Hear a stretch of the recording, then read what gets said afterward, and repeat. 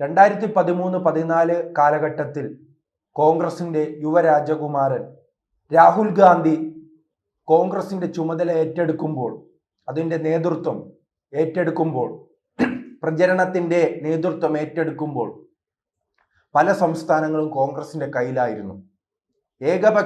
നിലവിൽ ഏകപക്ഷീയമായി BJPയുടെ മുന്നേറ്റമാണല്ലോ ഇന്ന് കാണുന്നത്. അപ്പോൾ അത്തരത്തിലുള്ള ഒരു അവസ്ഥയല്ലായിരുന്നു 2013-14 കാലഘട്ടത്തിൽ.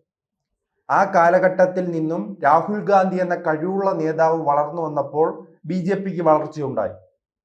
BJP പടർന്നു പന്തലിക്കുന്നു. അവർക്ക് ശക്തിയില്ലാതിരുന്ന ത്രിപുര, ഒറീസ, ഹരിയാന, മഹാരാഷ്ട്ര അടക്കമുള്ള എല്ലാ സംസ്ഥാനങ്ങളിലേക്കും തങ്ങളുടെ സ്വാധീനം വർദ്ധിപ്പിക്കാൻ, എന്തിന് കേരളത്തിൽ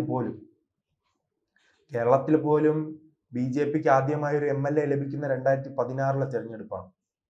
ഒരു MP ലഭിക്കുന്നതും 2024 തെരഞ്ഞെടുപ്പാണ്.